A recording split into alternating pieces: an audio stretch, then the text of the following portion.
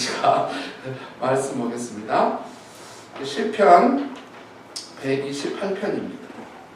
구약성경 899페이지입니다. 구약성경 899페이지에 있는 시편 128편입니다.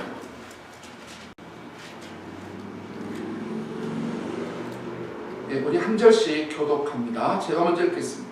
여호와를 경외하며 그의 길을 걷는 자마다 복이 있도다.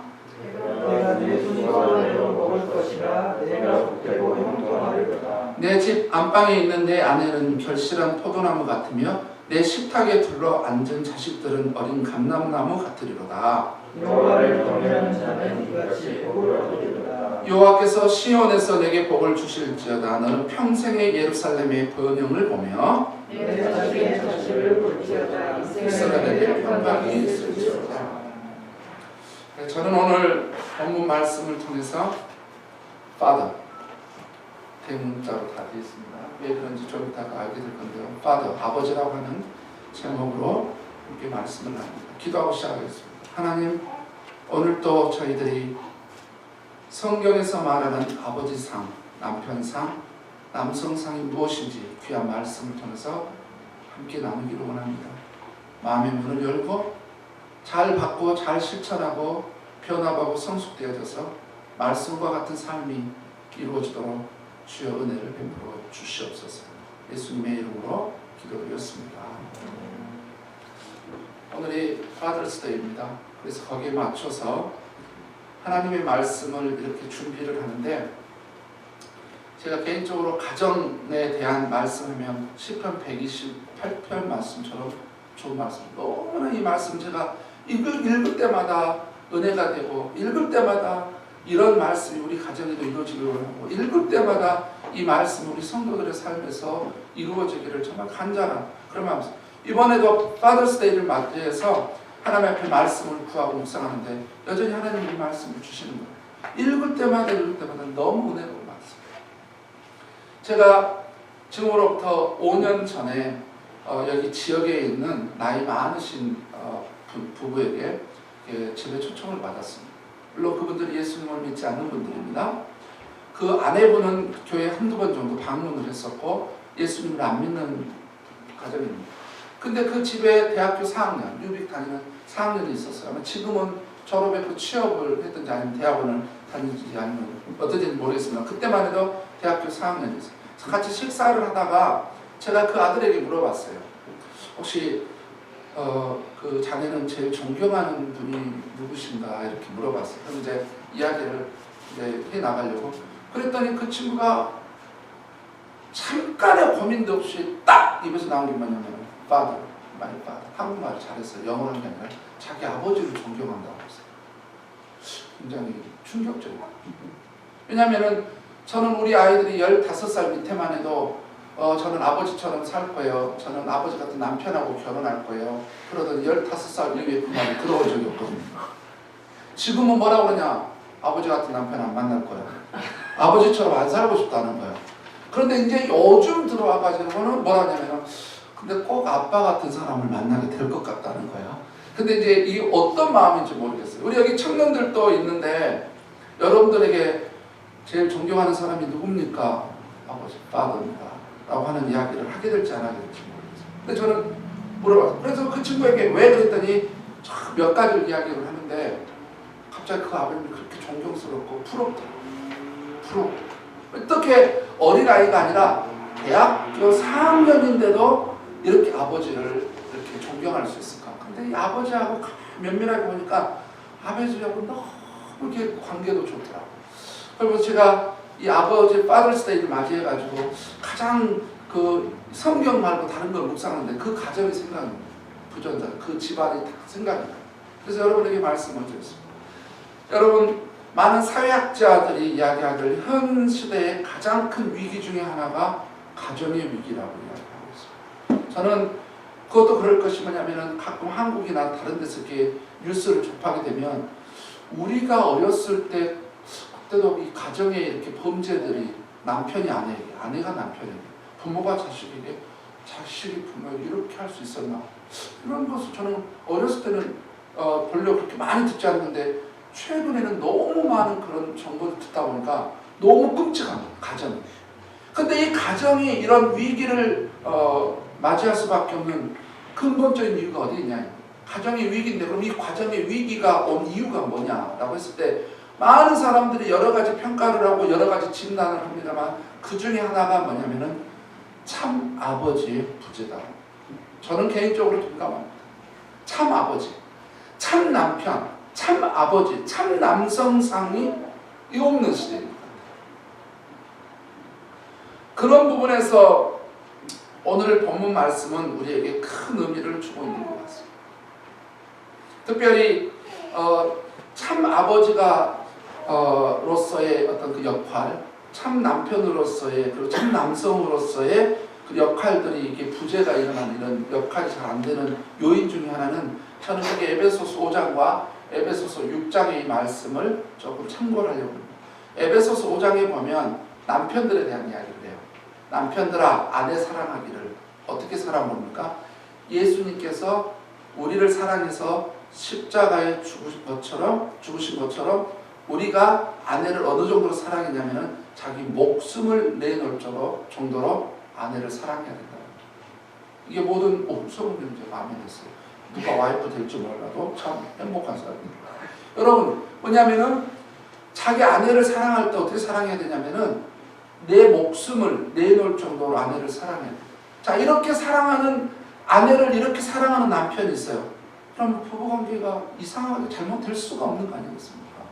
그러니까 남편들이 뭐냐면은 아내를 사랑을 하지 않아요. 여기 애들이 없어서 제가 좀 더 말을 이제 11시에 했다는 애들도 있으니까. 여러분 기억하십시오. 한 아내 결혼했잖아요. 한 아내에 평생도록 인벌브 하셔야 돼요. 마음에 다른 방을 절대로 세우면 안 돼요. 자기 아내에게 완전히 올인하고 인벌브하고 목숨까지 내놓을 수 있을 정도로 아내를 사랑해요. 이것이 사라지면은 이제 남편과 아내의 관계가 힘들어집니다. 그 다음에 에베소서 6장에 가면 이제 뭐라고 말하냐면은 아비들아 이렇게 합니다. 자기 자녀기들한테는 어떻게 할지. 5장에서는 남편으로서, 6장에서는 아버지로서. 근데 아버지에게 뭐라고 말했냐면은 주의 교훈과 훈계로 양육하라 그랬어요. 주의 교훈과 훈계로. 쉽게 말하면 무슨 말이냐면은 세상적인 방법, 세상은 이렇게 말하고 세상이 이렇게 말하고 세상에 이런저런 많은 원리들 있잖아요. 이치들 있잖아요. 그걸 가르친 게 아니라 아들아 들어봐라. 성경은 이렇게 말하고 있다. 아들아 들어봐라. 성경이 이렇게 된다. 아들아 들어봐라. 성경 얘들아 들어봐라. 그러면서 딸들이든 아들든지 주님의 말씀을 가지고 이렇게 우리가 자라가고 이렇게 하나님 앞에서 살아야 된다라고 가르쳐야 되는데 이 성경은 저리 사가지고 세상의 이치와 순리와 원리를 가지고 아이들을 가르치고 여기서부터 잘못이에요. 그러니까 성경에서는 아내를 이렇게 목숨까지처럼 내놓을 정도로 사랑하고 자녀들은 정말 주님의 방법으로 성경적인 방법으로 자녀들을 훈련하고 양육해야 되는데 이게 사라집니다. 그러니까 가정에 위기가 생기고 이런 아빠, 이런 남편, 이런 남성들이 지금 없어져 가고 있는 거예요. 너무 안타까운 현실이죠. 그런 부분에서 오늘은 성경에서 뭘 말하고 있냐면은 하나님이 기뻐하는 남성상, 성경적인 아버지, 성경적인 남편, 성경적인 남성상이 도대체 뭐냐? 오늘 말씀이 그것을 기가 막히게 보여주고 있어요. 말씀은 묵상을 다 묵상을 해보니까 여기에서 하나님이 기뻐하는 Father, 이 이니셜인데요. 이 6가지 우리 부목사님 좀 이따 배울 때 이 Father, 성경에서 말하는 남편이란 Father, 근데 아버지라고 초점을 맞추고요. 그 다음에 Father에 대해서 오늘 이 말씀이 6가지 남편으로서 아빠로서 어떤 삶을 살아야 될지, 남성으로서는 어떤 삶을 살아야 될지 우리에게 중요한 지침을 말씀에서 가르쳐주고 있습니다. 그럼 지금부터 하나님이 기뻐하시는 또는 성경적인 아버지, 남편이 어떤 존재인지를 한번 살펴보도록 하겠습니다. 첫 번째입니다. F가 뭘까요? 예, 페이스. F 뭐냐? 믿음의 사람이 되어야 된다. 보세요. 1절을 한번 봅니다. 1절 뭐냐면은 여호와를 경외하며 그의 길을 걷는 자마다 복이 있도다. 4절에도 여호와를 경외하는 자는 이같이 복을 얻으리로다. 이렇게 이야기합니다. 여러분 성경에서 말하고 있는 하나님이 기뻐하는 아버지, 성경에서 말하는 아버지의 첫째 덕목이 뭐냐면은 믿음의 부분, 신앙 부분인 것이지. 여러분, 바로 이것이 제대로 돼 있기 때문에 어떤 일이 벌어지냐면은 자기가 잘 될 뿐만 아니라 어떤 일까지 벌어지냐면은 자기 아내가 잘 되고, 그 다음에 자식이 잘 되고, 그 다음에 공동체가 잘 되고, 지역 사회가 잘 되고, 나라까지 잘 되고, 심지어 가문까지 잘 되는 게 뭐냐면은 이 아버지가, 이 남편이 뭘 해냐면은 가장 먼저 하나님 앞에서 아버지로서 남편으로 살아가야 될 가장 중요한 뭐냐면은 바로 믿음의 사람이 돼야 된다. 하나님을 경외하고 그의 길을 걷는, 다른 성경에는 그의 도를 지키는 자마다 이렇게 돼 있단 말이죠. 경외가 뭡니까? 공경할 때 경이고, 그 다음에 두려워할 외자예요. 여기서 뭐냐면 공경하는 하나님을 정말 진실되게 성심으로 하나님을 섬길 뿐만 아니라, 두려워한다는 것은 뭐냐면 그분 앞에서 뭐 벌벌벌 떠 이런 게 아니라 하나님의 말씀이 아버지의 이름이 거룩히 여기심을 받으시오며, 또는 아버지 하나님의 이름을 망령되이 일컫지 말라고 했잖아요. 그러니까 이 하나님을 두려워한다는 게 막 두려워서 떨고 이런 게 아니라, 내가 이런 말을 쓰면, 내가 이런 행동을 하면, 내가 이런 삶을 살면 우리 하나님의 이름에 먹칠을 하지 않느냐, 하나님의 영광에 먹칠을 하지 않을까. 그래서 하나님을 너무나, 왜냐면 우리 인간관계에서도 여러분, 우리가 잘못 살면 뭐냐면 네 아버지가 누구냐 이렇게 하잖아요. 그러면은 누구입니다 그러면은 이제 그 집안이 잘못, 그러니까 결국 아버지가 영을 먹잖아요. 근데 너 너무 잘했어, 네 아버지가 누구냐 하면 누구입니다 하면은 그 행동 때문에 아버지가 영광받기도 하고 이름의 수치를 주기도 하잖아요. 그러니까 뭐냐면은 두려워한다는 게 떨고 막 이렇게 막 덜덜 떨고 무서워하는 그런 게 아니라, 내 행동 하나가 하나님 앞에 혹시 누가 되지 않을까, 하나님의 이름에 누가 되지 않을까 이렇게 하면서, 이것이 바로 외자예요. 그러니까 하나님을 잘 섬기고 하나님을 늘 의식하면서 살아가는 거죠. 그 다음에 그의 도를, 그리고 경외로만 끝난 게 아니라 하나님의 말씀대로 살아가는 거예요. 그러니까 하나님을 경외하고 하나님의 말씀대로 살아가는 사람, 한마디로 말하면 신앙이죠. 제대로 된 신앙인입니다. 제대로 된 믿음의 사람이에요. 성경에서는 이런 사람을, 바로 이런 사람이 진정한 남성이요, 진정한 아버지요, 진정한 남편이라고 말하고, 그래서 우리 아버지들이 가장 먼저 갖춰야 될 이 덕목, 가장 중요한 삶의 태도는 뭐냐면은 믿음의 사람이 돼야 됩니다. 신앙의 사람들이 돼야 되는 것이죠. 자, 두 번째입니다. 우리가 두 번째로, 아버지로서 우리가 두 번째로 해야 되는 게 뭐냐면은 A, father 할 때 A, affection. 뭡니까? 애정, 사랑입니다. 사랑이에요. 3절에 보면 결실한 포도나무가 있고, 그 다음에 또 뭐냐면은 자식들을 가리켜서 어린 감람나무라 했어요. 한번 이 말씀이 뭔가를 한번 여러분 한번 잘 생각해 보세요. 결실한 포도나무라고 할 때 이 결실하는 것은 왜 결실했냐면은, 여러분 열매 중에 결실함의 대표적인 나무가 뭐냐면은 포도나무 아니에요? 근데 여기서 결실한 포도나무는 뭐냐면은 다산의 축복이에요. 그만큼 여인이 자식을 많이 낳는다고 하는 거예요. 그리고 어린 자식들이 앞에 많이 둘러앉아 있는 거예요. 자, 이것은 뭘 말하고 있냐면은 그만큼 아내가 남편에게 사랑을 받고 있다는 증거예요. 자식들도 사랑을 받고 있다는 증거예요. 이 상 앞에 둘러앉아. 여러분 보세요. 제가 이제 그 한국의 아빠들을 이렇게 대부분 보면은 갑자기 이제 거실에서 놀고 있다가 아빠가 딱 들어오면은 각자 방으로 들어가 버려요. 요즘 그런데 각자 방으로 들어가 버려요. 아빠 오셨네. 안녕하세요. 오셨어요. 들어가 버리면 반대가 돼야 되잖아요. 각자 방에 있다가 아빠 오셨으면은 아빠 오셨다 그러면 전부 나와야 되는데 각자 방으로 다 들어간다는 거예요. 여러분 이만큼 결실한, 정말 얼마나 남편에게 사랑을 받았으면 아내가 자녀가 그렇게 많이 낳는, 그 사랑을 그만큼 받고 있는, 내 안방에 있는 네 아내는 결실한 포도나무 같다. 이 다산의 축복, 그 다음에 자녀들은 성장의 축복이, 이 아버지의 사랑 때문에 아이들이 잘 자라가고 있는, 어린 감람나무처럼 아버지 사랑 때문에 성장하고 있고, 그리고 남편의 사랑 때문에 뭐냐면은 다산의 축복을 누리고 있는 이 가정을 한번 여러분 상상을 해보십시오. 여러분 사랑받는 아내, 사랑받는 자녀들, 상상만 해도 행복하지 않습니까? 사랑받고 있는 아내, 사랑받고 있는 자녀. 여러분 하나님과 나와의 이 신앙의 문제는 어쩌면 나와 하나님과의 관계의 문제라지만 우리가 가정에서, 가정생활에서 가장 중요하게 해야 될 1차적인 가장 중요한 것은 뭐냐면 이제 가정을 위해 사는 것은 뭐냐면은 여러분 사랑입니다. 가족들을 사랑합니다. 열심히 돈을 벌어다 준 것도 중요합니다. 이것도 중요하고 저것도 중요합니다. 그러나 여러분 우리 아내들이 원하는 가장 중요하게 원하는 거, 그 다음에 자식들이 가장 저 아빠에게 바라는 거 뭐냐? 사랑입니다. 사랑입니다. 정말 사랑받는 아내, 사랑받는 자녀. 그래서 우리 모든 남편들과 모든 아버지들은 사랑의 사람이 되어야 하는 것입니다. 여러분 우리는 이렇게 이 사랑에 대해서 우리는 또 한번 깊은 생각을 해봐야 되는데 우리 예를 들어서 성훈 형제가 저기 11시에도 들었습니다. 그때도 이야기를 했으면 똑같이 하고 성훈 형제가 찬양을 좋아하는데 작사, 작곡을 기가 막히게 했어요. 근데 저기 장롱 속에 있어. 근데 뭐냐 사람들에게 내가 얼마나 멋진 찬양을 이렇게 준비했는지 모른다고 그러는데 성훈 형제가 불지를 않아. 노래를 부르지를 않아. 불지가 아니라 노래를 부르지를 않아요. 자, 불려지지 않는 노래는 아니 그 뭐가 아니다? 노래가 아니죠. 아무리 있어도 이 불려지지가 않아. 자, 어떤 사람이 시인이 기가 막힌 시를 썼어요. 근데 시가 있는데 그게 읽혀지지 않으면 시가 될 수도.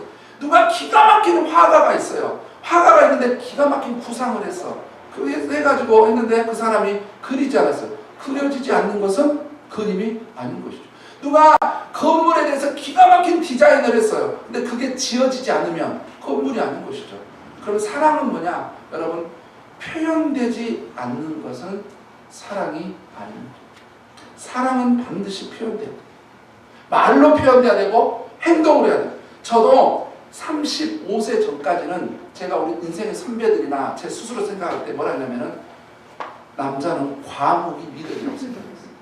그래서요, 우리 저기 11시 예배 때 박신영 집사 했는데 박신영 집사가 학생 때부터 청년 때까지 잡았는데 나하고 말을 건 것은 한두 번도 말을 못 걸었을 거예요. 내 기억에 남는 것은 무슨 말이냐면은 제가 전에 그때 같이 교회 섬겼던 교회에서 제가 인쇄 복사 담당을 한 적이 있었거든요.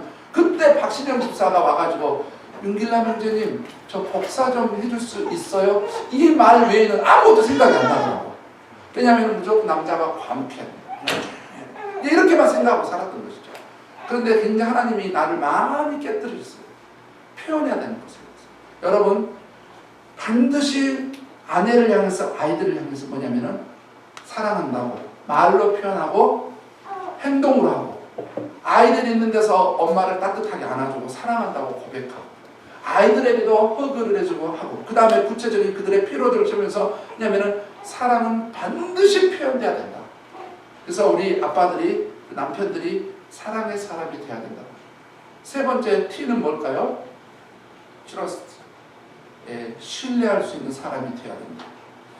자, 네 집 안방에 있는 네 아내는 결실한 포도나무라고 그랬고 어린 자식들에 관해서는 어린 나무 같은 자식들이라고 했어요.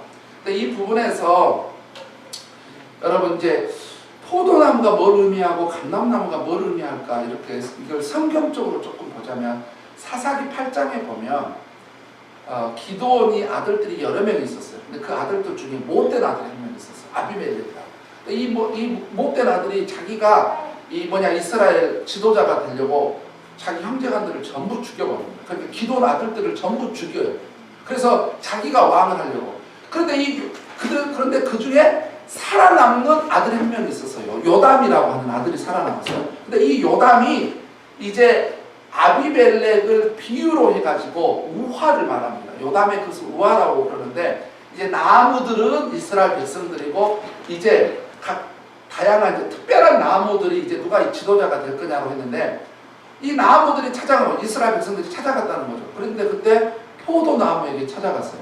우리의 나무들이 우리의 왕이 되어주면 어떻겠습니까? 그러니까 포도나무가 이렇게 말을 해요.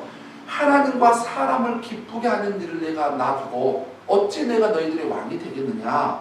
그러면 감람나무를 찾아갔어요. 그런데 감람나무는 뭐냐면은 하나님과 사람을 영화롭게 하는 일을 버리고 내가 어떻게 너희들의 왕이 되겠느냐. 근데 아비멜렉은 이제 가시떨기 나무로 이렇게 비유돼. 가시떨기에 갔더니 뭐라냐면은 너희들이 이제 나를 알아보는구나. 너희들 내 말을 듣지 않으면 내가 너희들을 다 죽일 거라. 이렇게 해서 그 아비멜렉을 가시떨기 나무 이렇게 비유. 그럼 여기서 보면 포도나무하고 감람나무가 상징하는 게 나와요.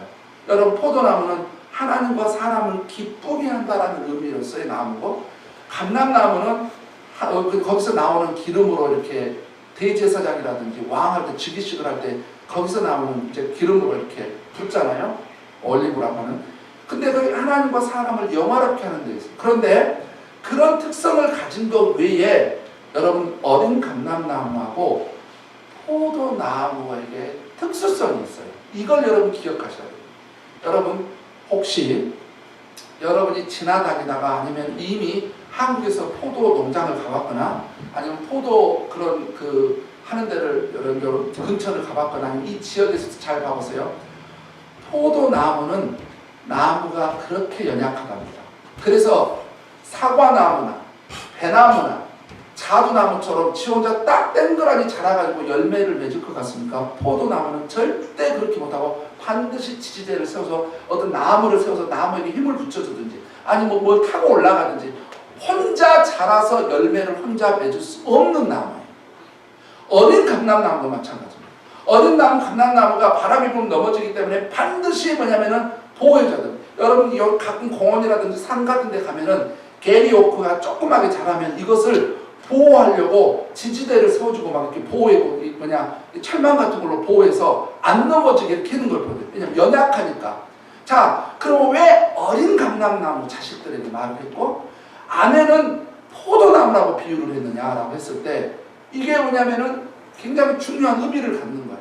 왜냐, 여러분 아내가 기댈 수 있는 거, 의지할 수 있는 거, 어린 감람나무가 기대고 의지할 수 있는 거, 그것이 뭐야 되냐? 아빠가 돼요. 그게 남편이다. 그래서 우리 남편과 아버지들은 어떤 뭐냐면은 신뢰할 수 있어야 돼요. 믿고 의지할 만한 대상이 돼야 되는 겁니다. 그런데 가장 힘들고 어려울 때 없어? 얘들이 가장 힘들고 어려울 때 없어? 이거 얼마나 비극적인 일입니까? 얼마나 비극적이에요. 여러분 아내에게는 그늘이 되고 아이들에게는 반석이 되어주는 이 아빠와 남편. 아내에게는 여보 나에서 기대서 나의 그늘 속에서 당신이 안식을 누리고 평안하게 나를 의지하고 살아가세요. 이런 남편. 아이들에게는 얘들아 내가 너희의 반석이 될 테니 나를 딛고 일어서고 너희들이 아빠가 뭐든지 서포트를 할 테니까 아빠를 의지하고 아빠를 믿고 마음껏 살아라. 여러분 이런 남편과 이런 아버지가 있으면 그 가족이 어떻게 되겠어요? 얼마나 멋졌습니까? 그래서 우리 남편과 아버지는 트러스트, 신뢰할 수 있는 사람이 되어야 됩니다. 네 번째입니다. H. 뭐가 될까요? 가족들에게 행복을 줘야 됩니다. 해피니스. 여러분 한번 상상해 보세요. 뭘 상상해 보냐면은 안방에 있으면서 남편에게 너무나 깊이 사랑을 받고 있는 아내, 그리고 자식들. 아빠가 들어왔더니 그냥 식탁 옆 주변에 앉아가지고 옹기종기 앉아가지고 그 단란하고 참 그 가정을 상상해 보세요. 지금 이 가족은 온통 뭐냐면은 행복의 꽃이, 기쁨의 꽃이, 웃음의 꽃이 피어나고 있어요. 갑자기 아빠가 들어왔더니 아빠 왔다. 갑자기 막 들어간 게 아니라 아빠 오셨냐고 나온 게 아니라 아빠 왔다. 전부 들어가고.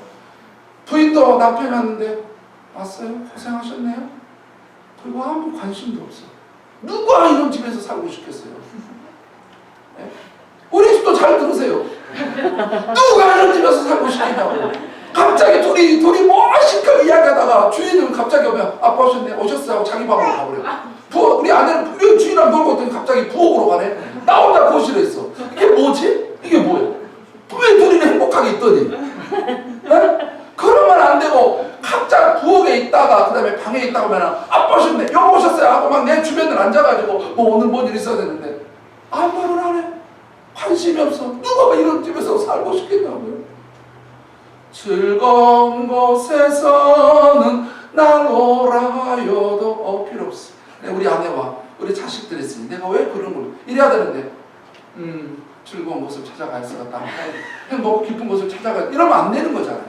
여기보다 다른 것이 더 재밌는 게 있겠다. 이게 아니라 그 집안에서 행복의 꽃이, 웃음꽃이, 기쁨의 꽃이 차고 넘치는 이런 행복을 누가 주도해서 줘야 되느냐? 남편이 해야 된다. 아버지가 해야 되는 거예요.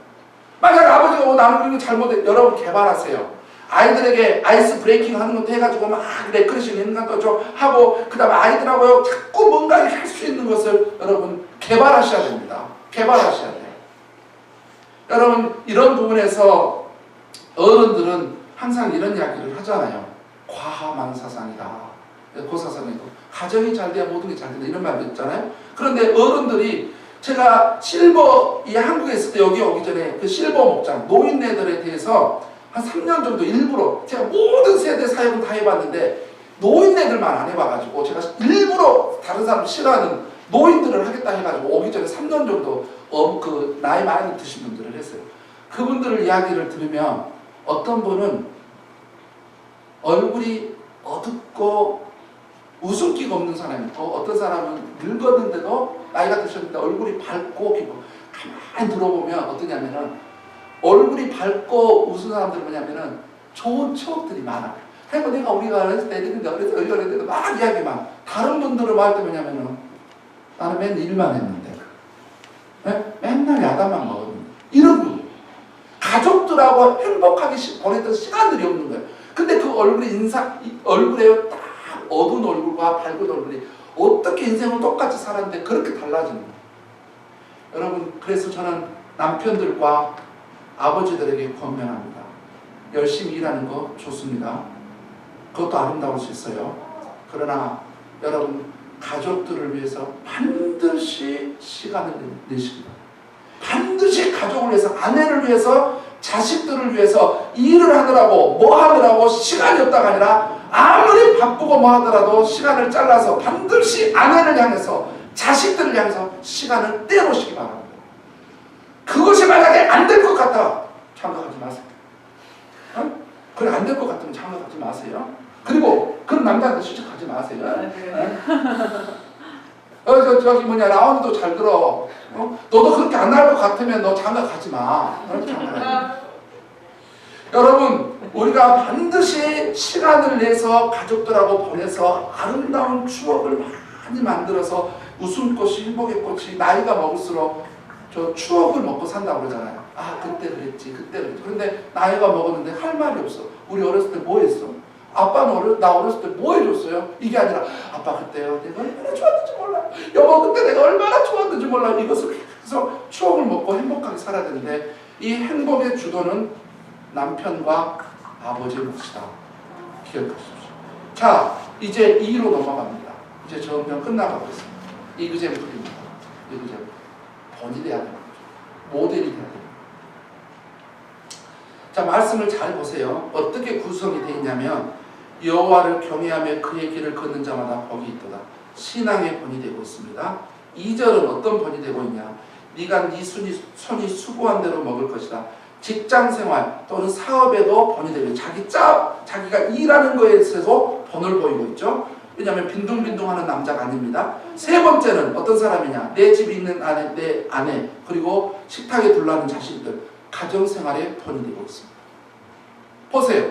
자기의 신앙 그 다음에 자기의 직장 문제만이 아니라 뭐냐면은 자기 가정생활에도 자기 삶의 전인적인 삶의 모든 영역에서 이 사람은 오늘 본문에 등장한 이 사람은 이그잼플 본이 되고 있어요. 본보기가 되고 있어요. 모델이 되고 있습니다. 모델이. 얼마나 멋집니까? 여러분 저는 이 말씀을 깊이 묵상하면서 뭘 생각해 봤냐면은 어떤 사람들을 존경할 때, 리스펙트 할 때 왜 존경을 하나? 그래서 계속 이제 몰입을 해봐서 생각을 해봤어요. 이제 몰입이라고 하는 책에 보면은 띵크하드 깊게 생각하면 뭐 아이디어가 나온다는 거 아닙니까? 근데 묵상하는데 하나님께서 나에게 어떤 지혜를 주는 게 가만히 보니까 세상 사람들이 다 존경한 사람들은 누구냐면은 본이 되는 사람들이에요. 여러분 가정생활에 본이 안 돼요. 법을 지키는 것도 본이 안 돼. 예를 들어서 신앙생활에도 본이 안 돼. 삶에 본이 안 돼. 언어 생활에도 본이 안 돼. 그럼 가정생활에도 본이 안 돼. 직장생활. 여러분 그런 사람에게 정치인들은 또 정치로서 여러분 그런 사람들을 세상 사람들이 존경합니까? 안 하잖아요. 가만히 보니까 이 존경이 어디서 나오냐면 번이 되잖아요. 번이 되면 다른 사람이 감탄을 합니다. 감동을 해요. 그래서 와 우리 아빠가, 와 우리 남편, 감동을 해요. 감동을 하기 때문에 이 감동은 그 다음에 뭘 낳게 되냐면 리스펙트, 존경을 낳습니다. 그러니까 결국 가정에서 남편으로, 아내로부터, 자식들로부터 존경을 받으려면 뭐냐면 번이 되는 삶을 살면 아내와 자식들이 감동을 하고 그 감동은 그들의 마음속에 존경심이 생성이 되게 되는 것이죠. 그러니까 존경받고 못 받는 것도 다 내가 어떤 삶을 살아가냐에 달려있는 것이죠. 근데 그게 바로 번이 되면 됩니다. 번이. 저는 여러분 우리 모든 앞으로 결혼할 사람들, 라온이를 비롯해서 그리고 그 이미 결혼한 사람들, 이분들에게 저는 이런 이야기가 들려오면 어떨까 싶어요. 아내들은 이렇게 말하는 거예요. 여보, 저는 당신을 존경합니다. 제가 왜 웃냐면 이 말을 듣고 싶어서 갑자기 상상하는 웃음이 나요. 죄송합니다. 여보, 당신을 존경합니다. 당신이 내 남편인 것이 너무 행복해요. 안나자님 그렇죠? 네. 저는 당신이 내 남편인 게 너무 행복해요. 그 다음에 아들들에게는 이런 말을 들었다고 생각을 해봐요. 나는 아버지 같은 사람이 될 거예요.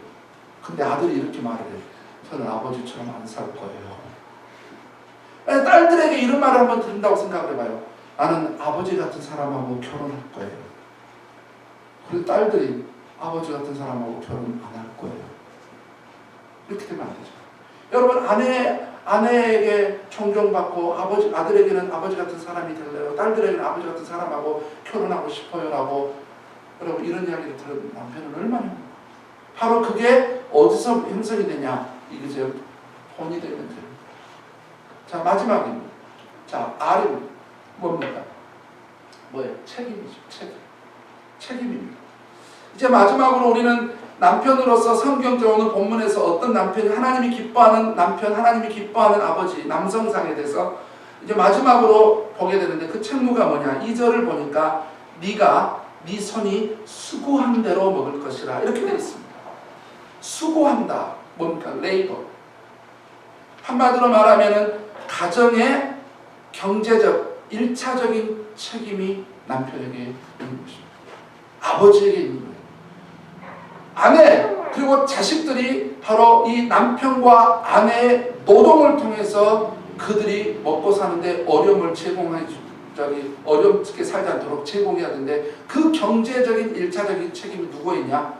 남편과 아버지에게 있습니다. 만약에 어떤 가정은 바뀔 수도 있어요. 합의하에 여보 나는 돈을 잘 못 벌어. 남편이 그렇게 말해요. 근데 부인이 뭐냐면 나는 돈 잘 벌어. 우리 둘이 역할을 바꿉시다. 합의하에 바꿀 수가 있는 거잖아요. 남편이 집안일하고 아이들 케어하고 그 다음에 아내가 경제적인 책임을 그건 합의하에 할 수 있어요. 그러나 원래 성경의 원래 의미는 뭐냐면은 남편들의 책임이고 아버지의 책임입니다. 그게 성경 어디냐 바로 창세기 3장에서 그걸 알 수 있어요. 인간이 타락해서 이제 했을 때 하나님이 아담에게 뭐라고 했냐면은 너는 힘써서 노동해야 되고 힘써서 수고해라 그렇게 말을 했어요. 아내에게 너 열심히 일하라고 하지 않았어요. 너는 해산의 고통을 받게 됐고 열심히 아이를 낳지만 해산의 고통이 있어. 그러나 남자에게는 무슨 책무를 줬냐면은 가정의 부양에 대한 책임을 남편에게 줬어요. 아버지에게 줬어요. 그래서 이 남편과 우리 아버지들은 가족들의 모든 부양, 경제적인 이 부분을 1차적으로 책임을 지고 가정이 먹고 사는데 어려움이 없도록 바로 이게 노동, 근로, 수고를 해야 됩니다. 그러나 이렇게 보니까 우리 교회는 다 이런 부분에서 잘하고 있는 것 같아요. 잘하고 있는 것 같습니다. 이제 말씀을 정리합니다. 자, 우리는 이 말씀을 통해서 다시 한번 기억해야 될 게 뭐냐면은 내가 하나님 앞에서 똑바른 남편이 되고 하나님 앞에서 똑바른 성경적 하나님이 기뻐하는 아버지가 됐더니 가정의 축복을 받고 보니까 그 다음에 6절에 보면 이렇게 돼 있죠. 네 자식의 자식을 볼지어다. 그러니까 손자, 현손, 증손이 본다는 거 아닙니까? 가문이 축복을 받고 5절을 보니까 뭐라고 돼 있어요? 예루살렘의 번영을 보면 뭐라고 돼 있습니까? 나 때문에 지역 공동체가 뭐냐면은 복을 받고 또 뭐냐면 어디까지 6절을 보니까는 이스라엘의 평강이 있을지어다. 쉽게 민족과 나라까지 하나님 앞에 정말 하나님이 기뻐하는 참 남성, 참 남편, 참 아버지가 세워지니까 본인만 잘된 게 아니라 가족이 잘 되고 지역이 잘 되고 가문이 잘 되고 나라 전체까지 하나님의 은혜를 가져다 주는 그 축복의 통로가 바로 이런 남자가 됩니다. 이런 남자. 심지어 여러분 기억하세요. 교회 공동체까지요, 여러분 복을 받게 되어 있습니다. 다윗이 죽을 때, 그가 죽을 때 자기 아들 솔로몬에게 유언을 할 때 가장 먼저 했던 유언이 뭔지 아세요? 이렇게 했어요. 너는 힘써 대장부가 되고, 여기서부터 출발했어요. 오직하면 다윗도 죽을 때 너는 대장부가 되야 된다. 진짜 하나님이 기뻐하는 남자, 하나님이 기뻐하는 남편과 아버지로서 너는 삶을 살아야 된다 라고 이야기를 했어요. 우리는 이 말씀을 깊이 기억해야 될 줄로 믿습니다. 하나님이 기뻐하고 성경적인 그런 남성, 즉 남편과 아버지가 되면 여러분 기억하세요. 그곳에서 회복이 이루어지고 그곳에서 성숙이 이루어지고 거기에서 변화가 일어나고 그 다음에 여러분 거기서 살아나는 놀라운 역사가 일어나요. 그러니까 결국 뭐냐? 남성들이 하나님 앞에서 바르게 서야 된다는 거예요. 특별히 저는 우리 교회에 앞으로 미래의 아빠가 될 사람들, 이미 아빠가 된 사람들, 우리가 이렇게 성경적으로 제대로 서 있으면 우리 가족만이 아니라 공동체만이 아니라 지역과 나라 전체가 살아나게 되는 이런 놀란 은혜와 축복을 받게 되는 이 중심에 우리 남성들이 있다는 것, 남성들이 살아나게 된다는 것. 아버지 파더스데이를 맞이해서 우리 모두 이것을 깊이 생각하는 여러분 되시기를 주의 이름으로 부탁드립니다.